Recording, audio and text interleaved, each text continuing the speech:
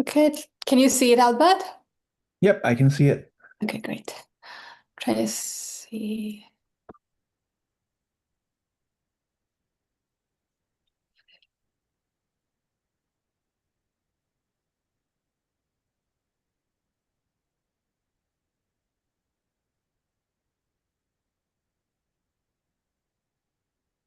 I'm gonna try one more thing. Sure.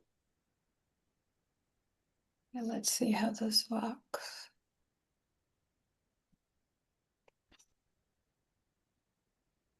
Okay, is that coming through? Uh, Oh, wait, it's automatically playing. Never mind. Okay, we're gonna stop the share and just leave it as is. yep.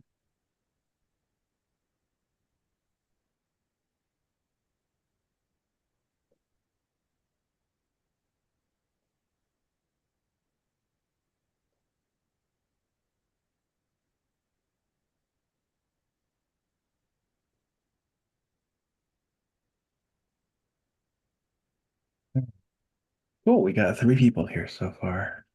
We Okay. are a ways till start though, so keep waiting. Okay.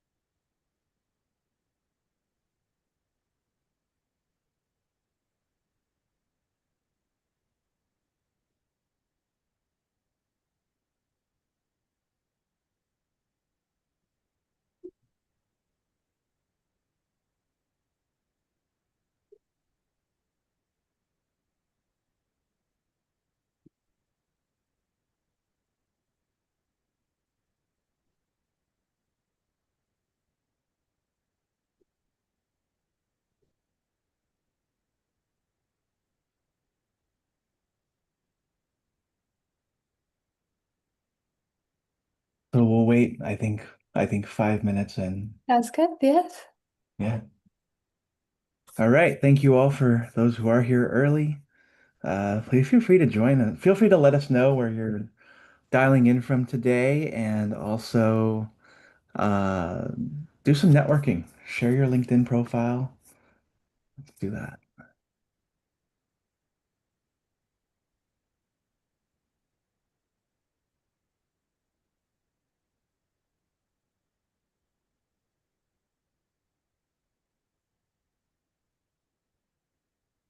Hi, Eileen, welcome. Hello, Eileen.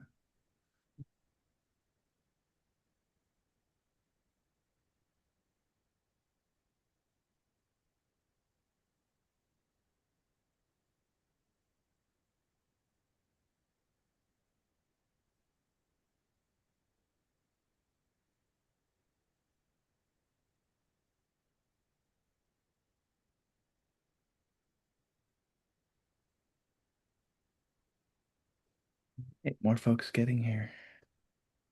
Hey, Doris. Hi, Smita. Joining from Santa Clara, right down the road.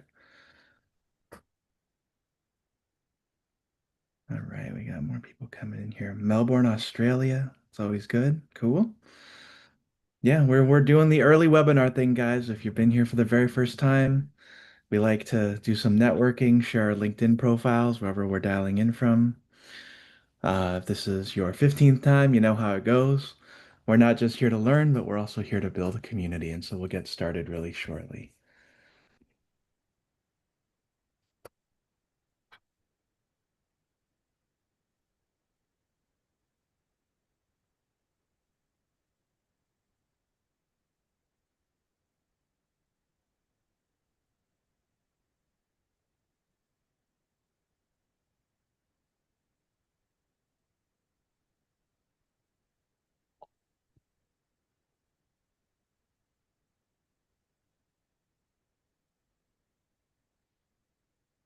Welcome from Jersey.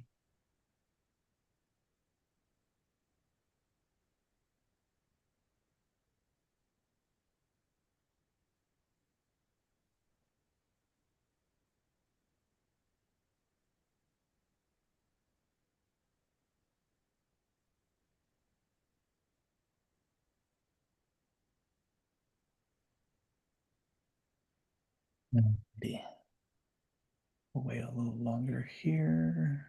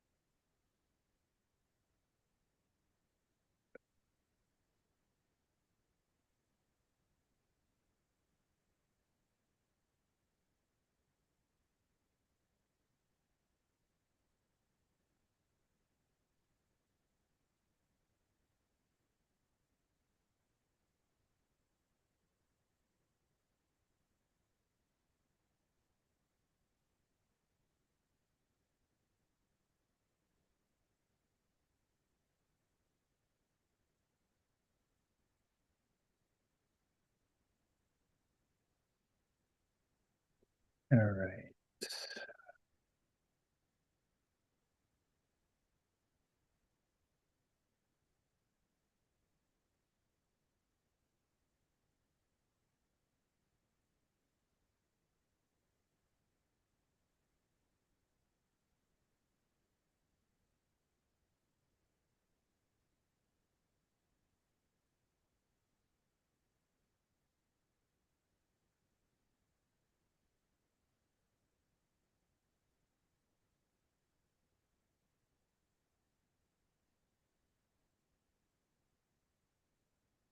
All right, I think we can go ahead and get started. Um, all right, I'm gonna go ahead and hit record separately here. And if you want to hit record, you're more than welcome to do so as well. Let me get this page. All right, everybody, welcome here to our webinar today. You are here for how to make values-aligned career transitions. My name is Albert. I'm the founder of Albert's List, and we're a job search, side hustle, and AI skills organization. And today, Wednesday, July 23rd, I am proud to also bring in Dr. Nethra Samrawickrema. She is here today as a career coach to talk to you about how you can make your career transition meaningful. As many of you have likely experienced over the last couple of years, it's been tough to look for a job, especially if you are in tech. And so we're here today with Dr. Nethra to talk about how you can meaningfully look at switching careers, whether it's out of tech, within tech, or something else. This is being recorded. It's available streaming actually on our YouTube channel right now, so you'll be able to find it there later. And Nethra will also be reading your questions later on as well. Please use the webinar chat and the Q&A, and we will get to you. All right, Nethra, good to have you here, and thank you so much for spending your time with us today. Thank you so much for having me, Albert. I really appreciate it. I'm delighted to be here with you all. My name is Nethra Samrawickrema, and I'm an anthropologist and a career transitions coach. And I'm here today to share a process for beginning your career transition to finding work that's really aligned with who you are and that reflects your values. I work with many people who work in tech, and I have supported them from transitioning from work that leaves them feeling disconnected from themselves to getting on a pathway to find meaningful work that truly reflects who they are. And right off the bat, I want to acknowledge that a career transition is a major life transition, and it can feel daunting and intimidating. And many people find themselves wondering, where do I start? And at the beginning, most people go out and look at job listings, and the question is like, what is out there that I can fit myself into? And today I want to share with you a process that flips that question, which is to ask what is in here that really connects me with who I am, that I can bring out into the world and go out and find work that aligns with that sense of self. So I want to begin just with a few logistics. Please feel free to ask any questions you have as I speak. Please type that into the Q&A, and I really want today to be interactive. So please type in the chat in response to some of the questions I ask. And just to begin with, I'd just love to hear a little bit more from everyone, where you're joining from and what work you do. If you're between roles, I'm just going to put the question in the chat. If you're between jobs, share what your last job was. And so I'll just get started by talking about how I began this work. So I know what it's like to make a major career transition because I did so myself. So I know what it's like from the inside. I was trained as an anthropologist. I did a PhD in anthropology at Stanford, focusing on the anthropology of work. And I put over a decade and a half of my life into training to be a professor of anthropology. And as I came closer and closer to finishing my PhD, I started to realize that there was this sense of dissonance that I was experiencing inside between the work that I loved, the ideas, the practice of anthropology, the teaching, and the institutional setting in which I was working. There was a real sense of disconnect in the culture of the academic environment I was in and the kind of work I wanted to do. And I had this sense that I had put years and years of my life into training, into acquiring skills, and honing a sense of direction as to where I wanted to go, but the container I was in couldn't hold the work that I wanted to do, that there was this disconnect. And there was a real crisis of just a crisis of identity, actually, that came from that. And at the same time that I was training to be a professor, and the path was very well laid out. There were steps you would take. And there was also a massive job crisis at the same time. So I was at this juncture where I had these skills in anthropology. I was also getting trained in design thinking and also getting trained as a mediator in a process called nonviolent communication that really focused on empathetic listening. So I found myself at this crossroads where I had these three lines of interests. And I looked out there and I asked myself, where's a job description that had a way to combine these interests? And I looked far and wide, I couldn't find anything. And so I had to write my own job description. And so that is where my coaching practice emerged. And that was 5 years ago. And what started out as a deep identity crisis has now turned out into a form of work that I absolutely love. And so I went through this transition myself. And as a result of it, I started coaching people, many of whom are tech professionals who have put years into a career and come to a place where people just find themselves, for one reason or the other, feeling like they can't keep going. So some of my clients are currently in tech jobs, other people have been laid off or are taking a break and are really at this place where they're asking, what do I do to even discover where I want to go next? So I would actually love to hear a little bit more from all of you. I'm going to put a question into the chat, which is, what drew you to this workshop? What is missing from your work?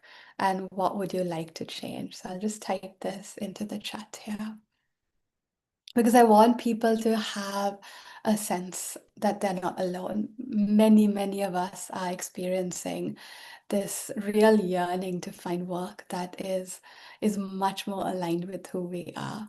So the questions are in the chat. Go ahead and write your answers.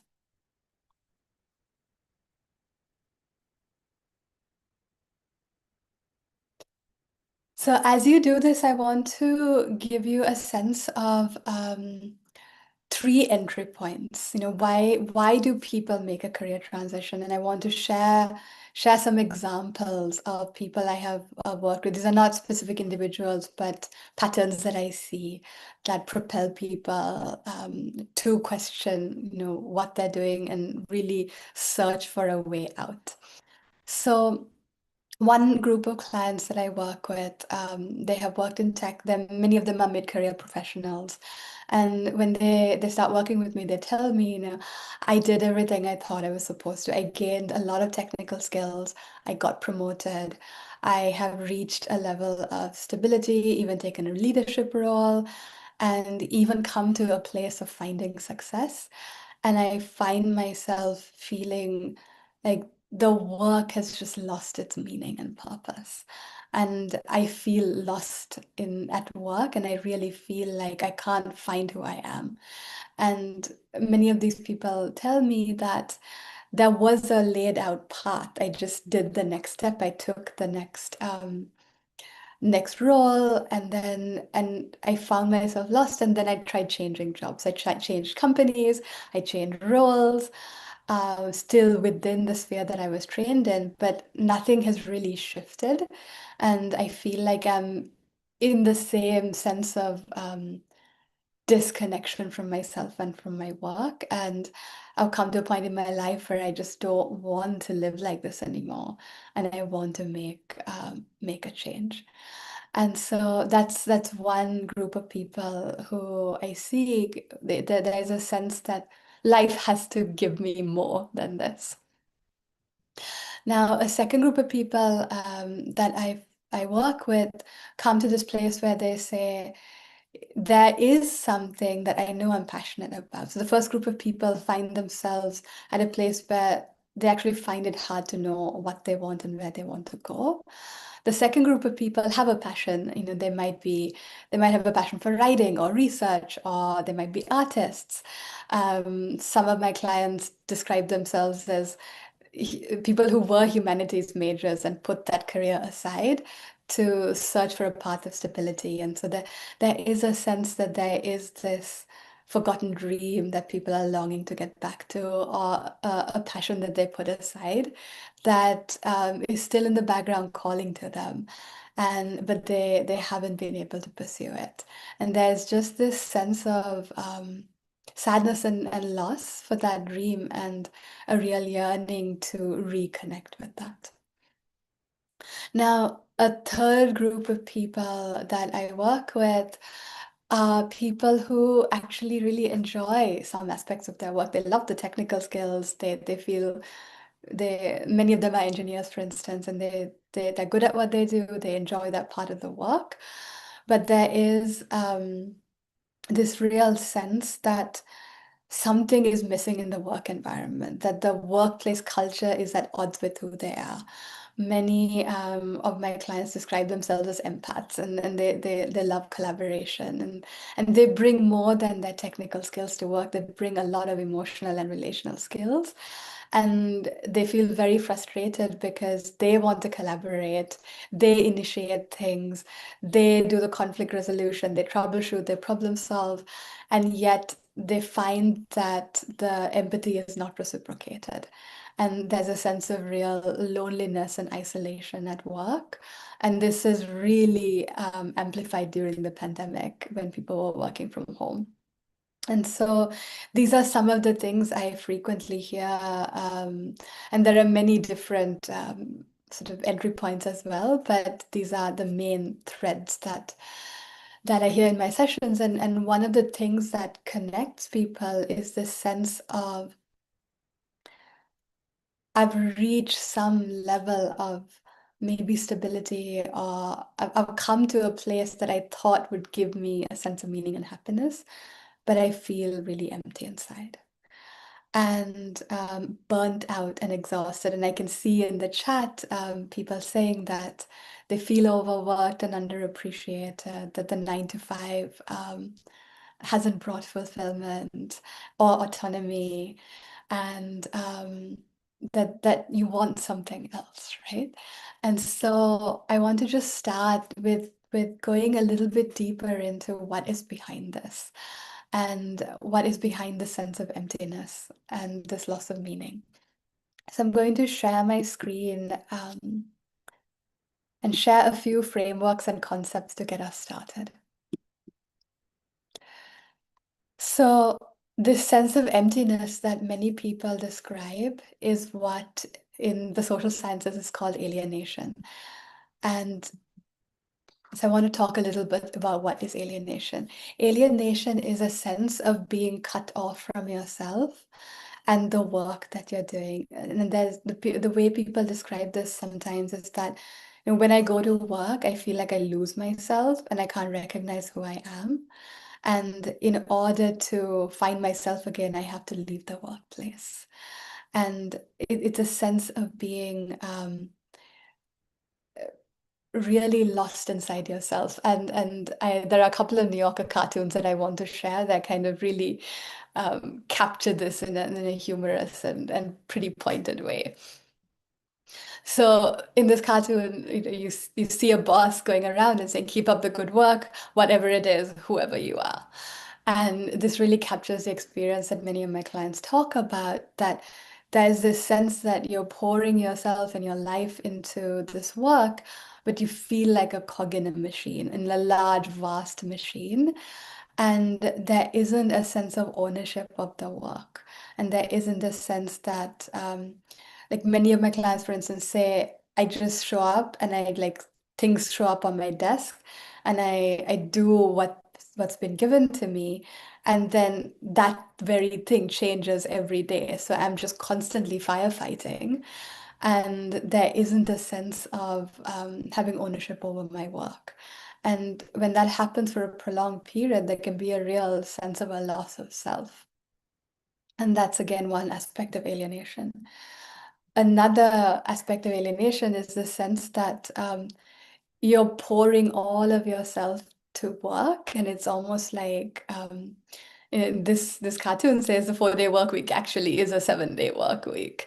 And it takes a toll on our psyches, on our bodies, on our families.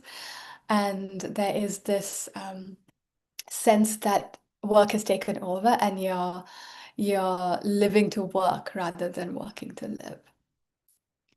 And a third experience of alienation, this is something that many people I work with who've been promoted and gained leadership roles talk about, that the higher up they go in management, the further they are from the work they actually love to do and the things that they were hired to do. And so they're in roles that are misaligned with their passions, and success hasn't actually brought happiness.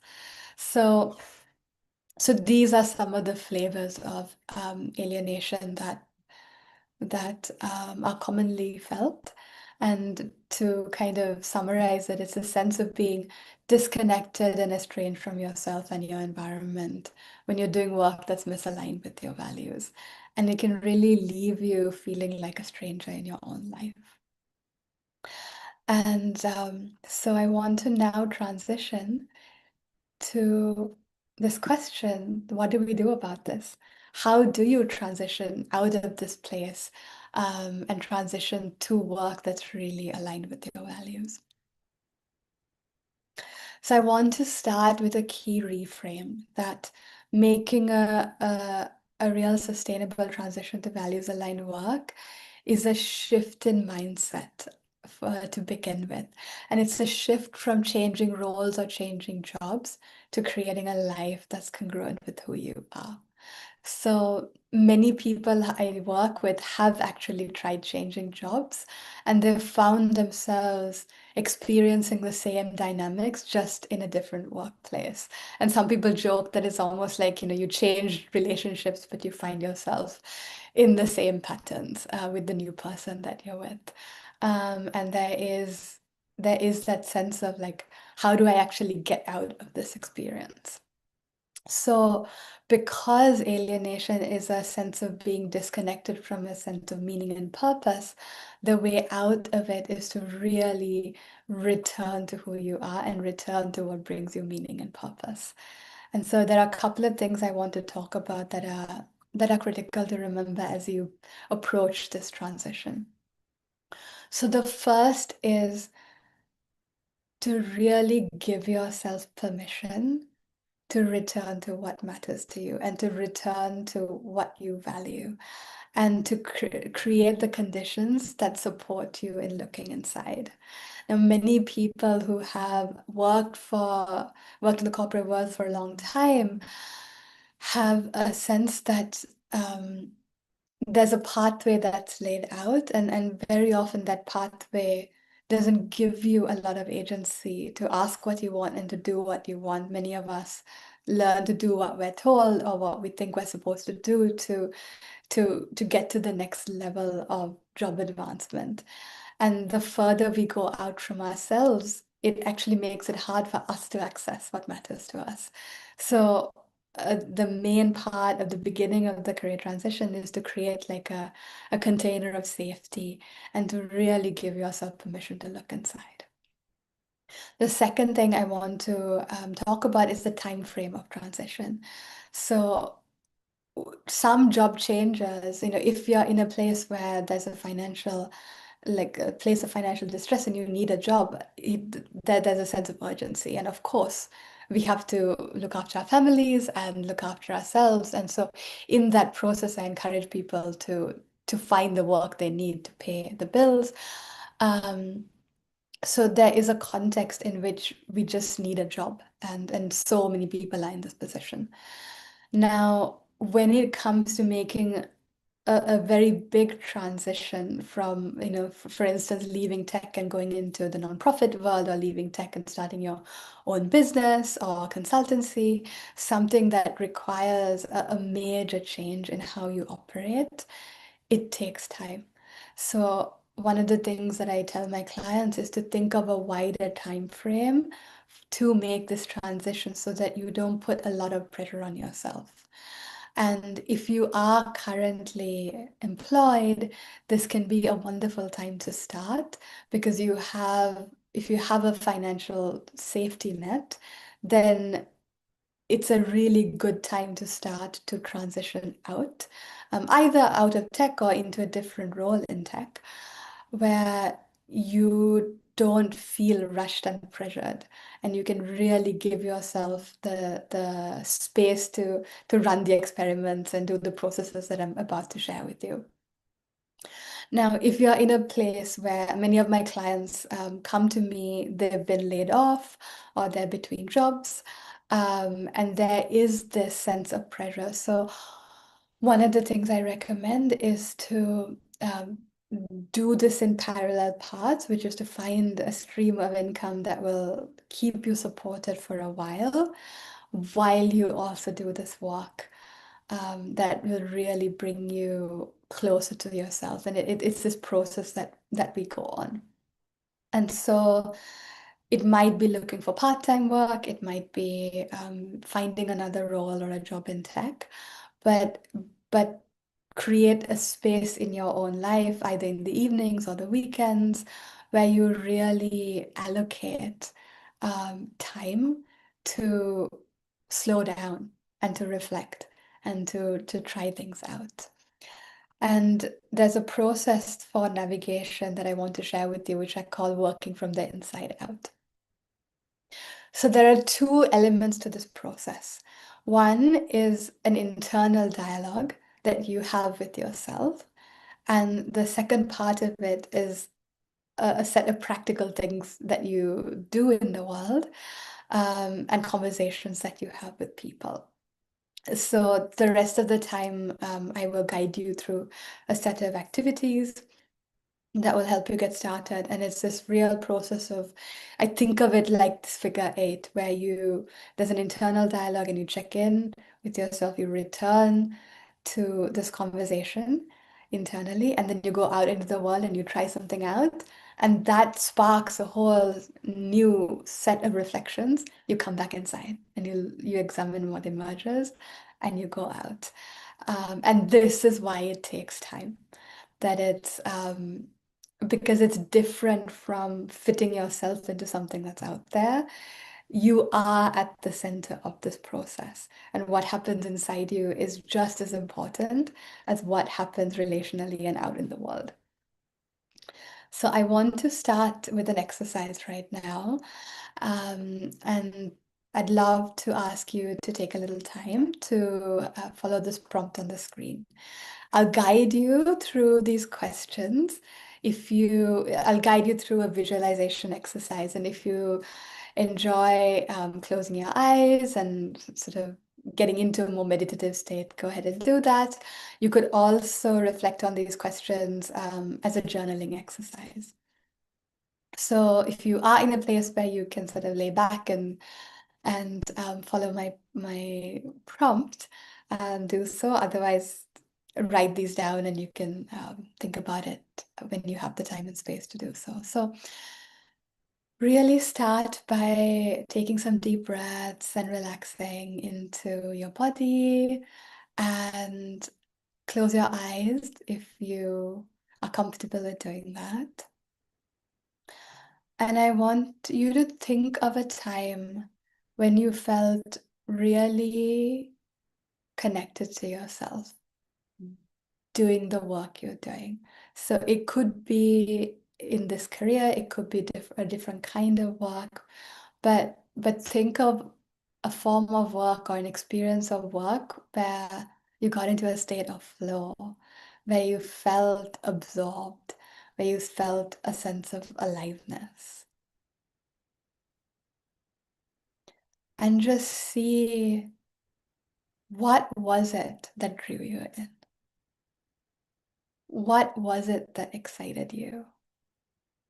What was the feeling and experience of yourself when you were doing that work? How did you feel in your body? What were the emotions that came up?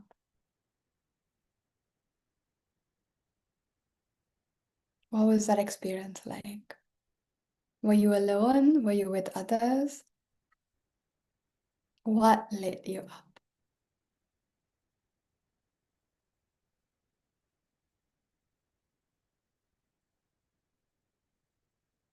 And take a minute or so to really allow yourself to re-experience it.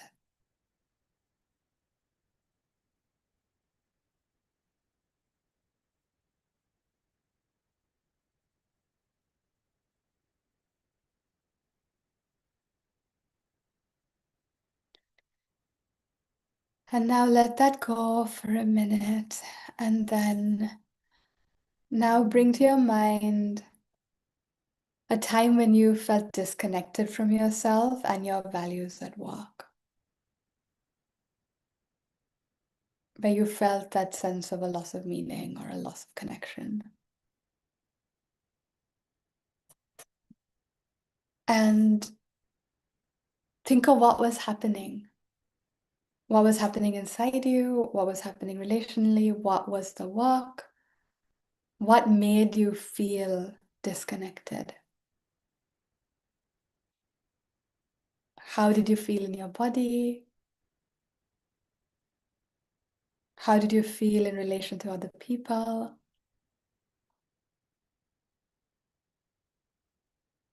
How did you feel about yourself when you were doing the work?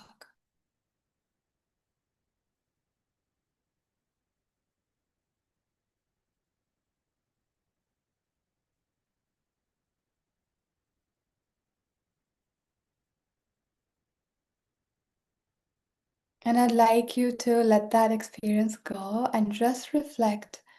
Imagine holding these two experiences in one in each hand, almost like two scales. And just think of the first experience and the second experience and think, what was the difference between these two? What was it like to feel connected to yourself with the work? And what was it like to feel disconnected? What work brought you into a state of flow and absorption? And what work pulled you out? What was the difference? And just write that down or reflect on that. And I would love to hear if anyone wants to share. I would love to hear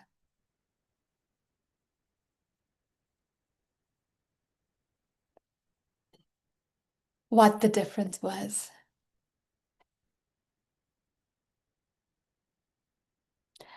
Nazneen says it's hard to articulate. Can you help us with how to describe this? Yes.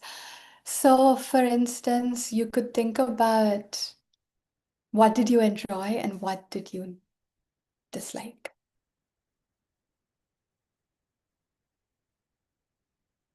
What helped you feel connected and what left you feeling disconnected?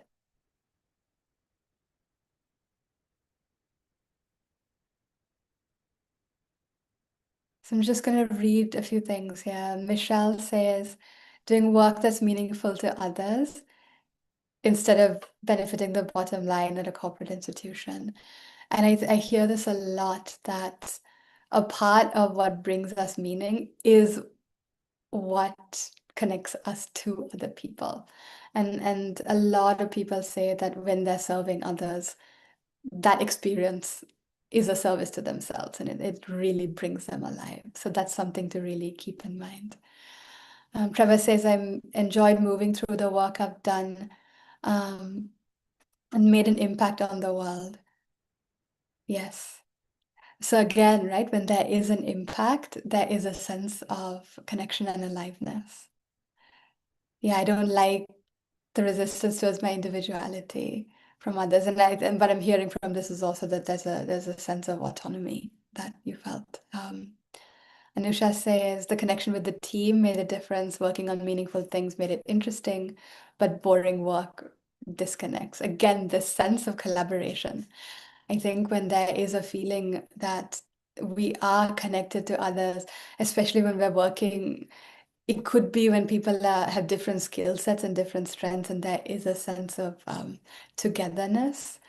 That work can also leave us with a real feeling of belonging, and that can be very joyous. Kimberly says, when doing work I feel connected to, I feel the rewards from my involvement. When doing work I don't feel connected, it's work and I don't feel internal rewards, and therefore may look for external rewards and may not get them. This is such a thank you for this observation. I hear this so much, and I think that there's this difference between internal validation and external validation, and when we do work that's connected to who we are, it has an intrinsic sense of purpose and meaning, and even if the world doesn't acknowledge it, there's a sense of satisfaction. And that sense of satisfaction is a reclamation of our agency, and it's a reconnection to ourselves.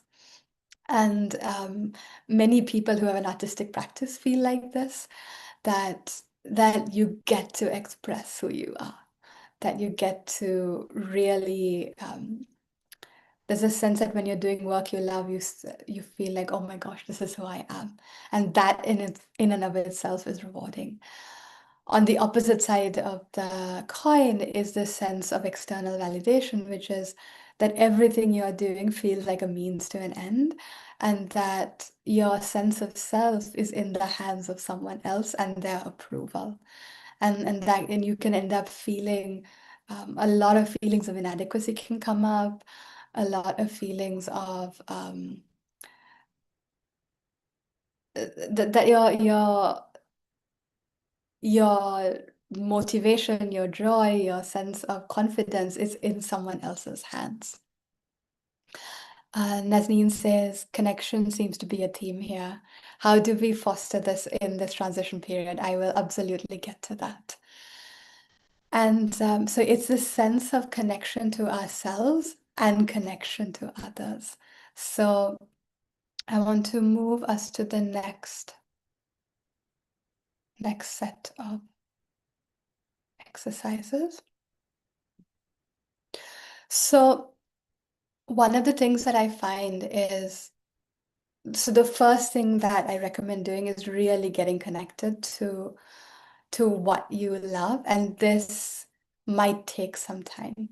It might take, so one of the things I do with my clients is that I work one-on-one with them and I have conversations with them. I also ask them to journal. I ask them to look at their days and think, what gave me that sense of connection? What brought me alive? What got me into a state of flow? And the more you pay attention to it, the more you connect with it. There's this phrase that what we pay attention to grows and amplifies. And so the first part of the process, the work I do with my clients, I work with people for 6 months, 12 months, sometimes multiple years as they go on this journey. And the first part of this process is really about giving yourself permission to ask yourself what brings you meaning and to track it and to gain a sense of clarity about, okay, this is where I want to go. Now, what I find is that even though people come to a place of clarity of, okay, this is what I love or this is what excites me, that in and of itself is not enough, because once you start moving towards something that's a role or a job, or something out there in the world, or a business that you want to build, it's not clear whether that's actually aligned until you start doing the work. And so what I recommend to all my clients is to start experimenting with different things. And rather than just start off in one path and put all your eggs into one basket, it is to actually expand our options and expand a sense of possibility and then refine. So, so what I recommend is to prototype multiple pathways.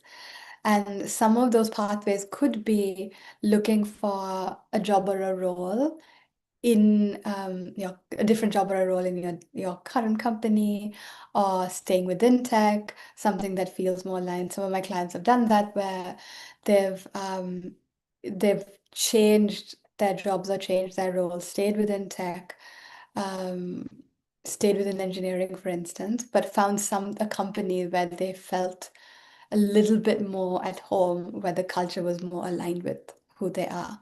And they kept experimenting, right? So that's one pathway you can map out. Another pathway you can map out is there a hidden passion? Is there something that you really love to do, but you didn't give yourself the permission, or the conditions of your life were such that you couldn't explore it? So that's the second thing that you can start to experiment with. And then you can start to think of, what are the wild ideas? What are the things that I haven't imagined? What could I do if I just go to the drawing board and start from scratch? So I want to give us a little taste of doing this with what I call the three parts exercise. So list three areas of work that you would like to explore transitioning into. Include a line of work that's close to your current role. Include a line of work that would give you a deep sense of meaning. And if you can't think of it immediately, think back to what brought you joy, and think about the qualities that you want to have. And then include a wild idea you hadn't considered. So take a minute or two to do this.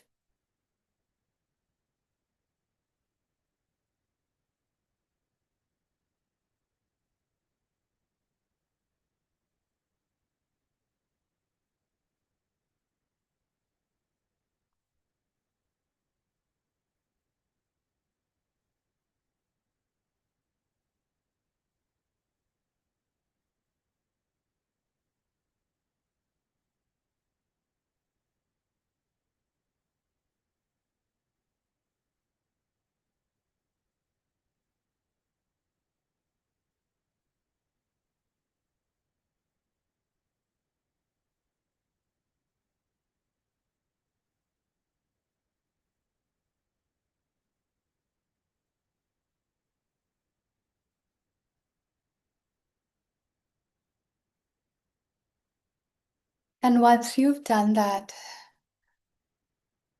I want us to work on one more list, which is list 3 actions that you can take towards exploring one of those pathways.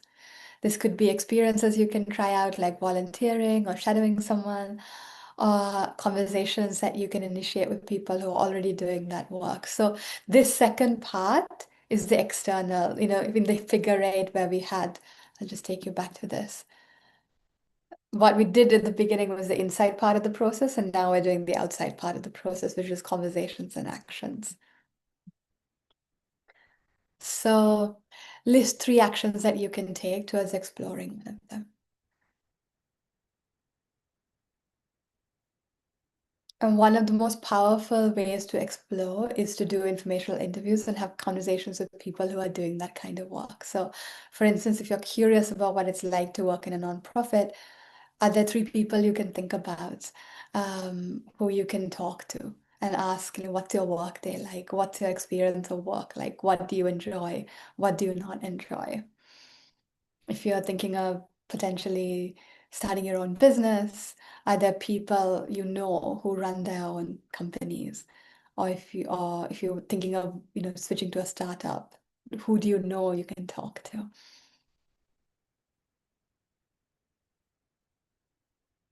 So just write down a couple of ideas.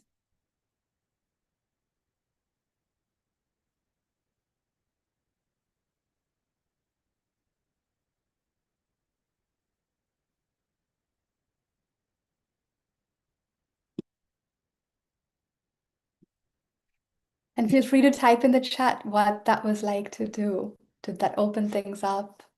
What came up? And if you have any questions, feel free to share. And as you do that, I want to tell you a story about a client I worked with who embarked on this inside out figure eight path. And this is the process she went on. So this client is an engineer, and she had this experience again of, she graduated, she got her first job, she got promoted, she was very good at what she did. And she really enjoyed the engineering work. And then she also went into a managerial role and found that she really thrived in supporting people and building a team and like working one-on-one with people with mentoring. But she found herself as the months and years went by just feeling very, very burnt out because she was doing so much emotional work and it wasn't being reciprocated. So she found herself feeling very lonely and isolated and very frustrated with the mismatch between her values and the workplace culture she was working in. And so she was feeling a real there was a real conundrum because she loved engineering, but the environment felt misaligned.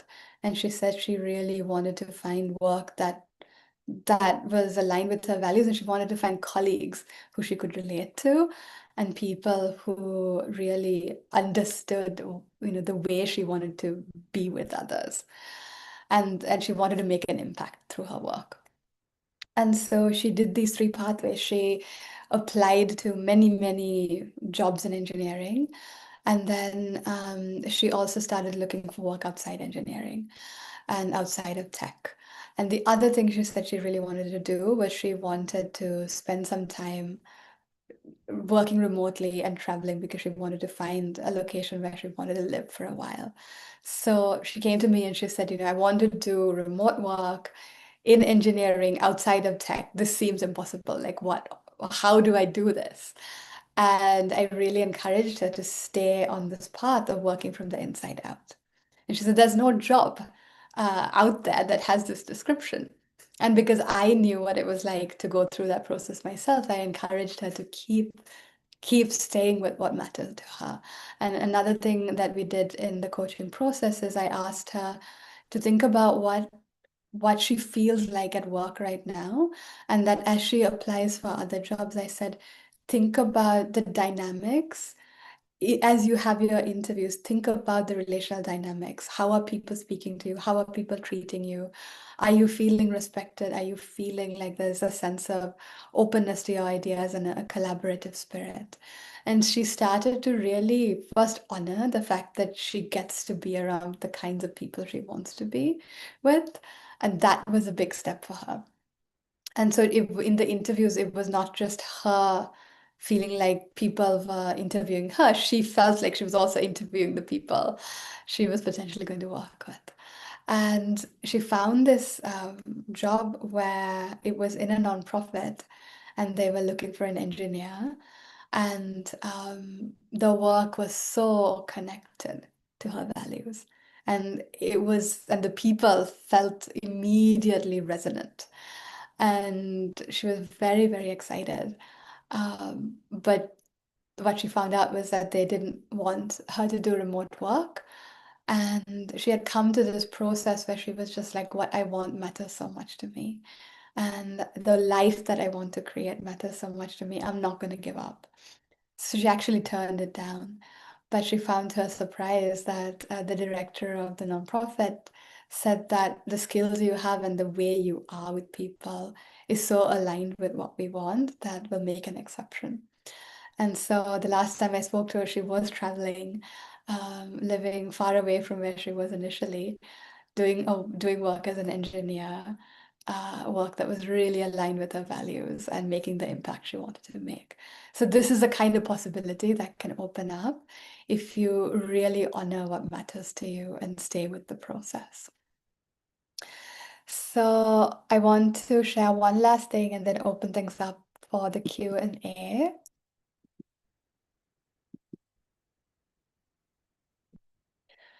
So this is something I have come to find from years of coaching clients and making this career transition, that the road to meaningful work is rarely straight, that there are many twists and turns, and understanding and anticipating what can come up can really help us move away from feeling discouraged and help us really navigate all the twists and turns in the road.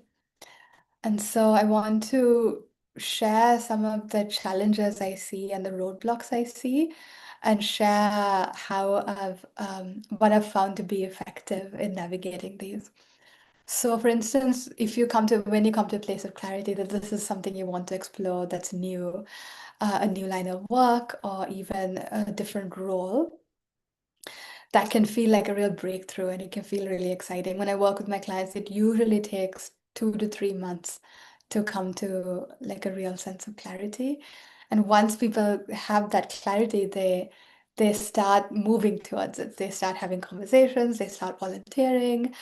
Um, and this is when things can get a little tricky because you're taking something that's sort of embryonic that's within you out into the world. And it doesn't bear fruit immediately. And so people find that challenges come up, obstacles come up. They might initiate a series of conversations with people and they won't hear back. There might be silence, or people promise to connect you to other people and they don't end up following through. Or you volunteer and then you realize, like, oh, I don't actually enjoy this work. Um, and in the face of that, a lot of things can come up inside.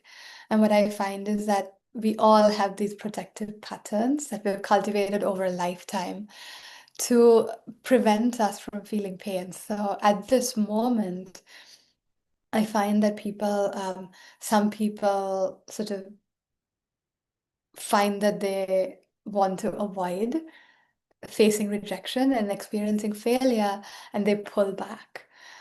This happens so frequently, and it's really hard sometimes to go back out there and keep trying. Other people feel like, oh my gosh, this is too risky.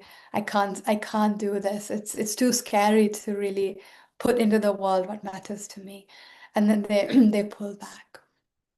And the other thing that I find is some people sort of go full throttle and really get burnt out because they expect that change will come quickly.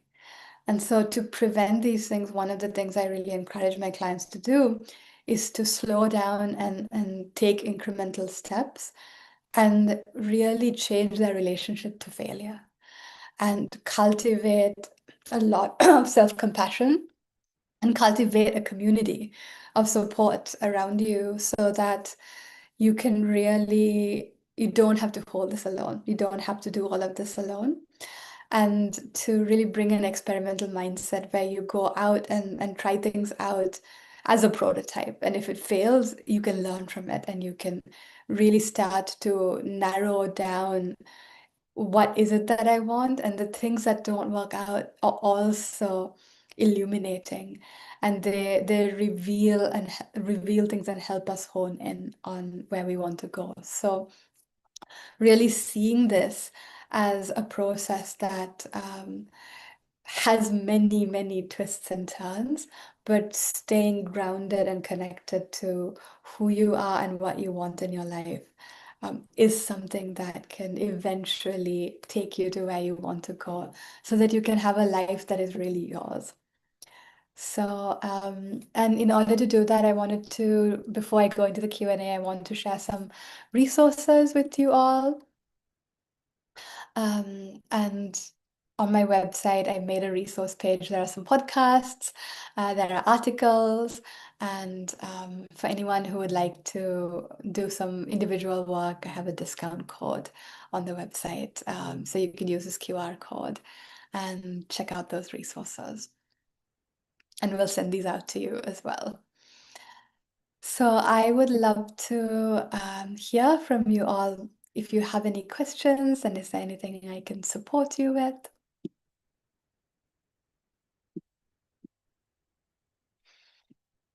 Going to stop the sharing and I'll paste a link in the chat so that you can check out the resources. But meanwhile, please feel free to write any questions you have.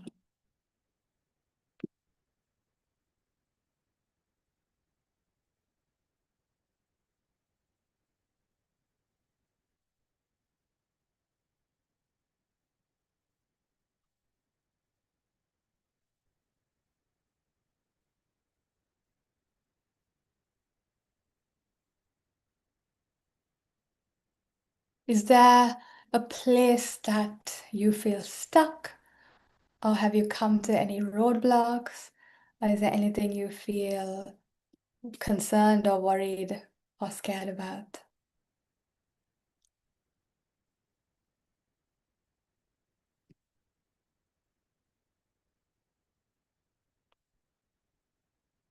No, thank you, Kristen.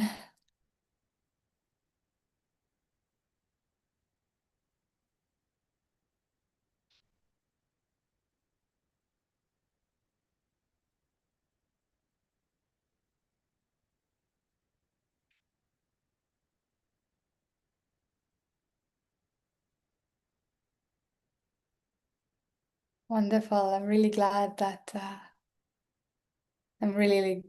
to see all the responses in the chat, and please feel free to reach out. I am here. Feel free to write and connect, and I'm here to support. And if you have any questions, you can write to me. I'll share my email address as well.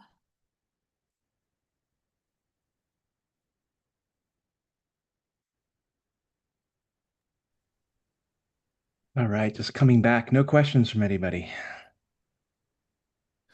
No burning questions. All right. Oh, everybody loves it. Let me share Nethra's LinkedIn here. Thank you so much, Albert. I really appreciate it. It was so wonderful to be here and to connect with Yeah, absolutely. everyone.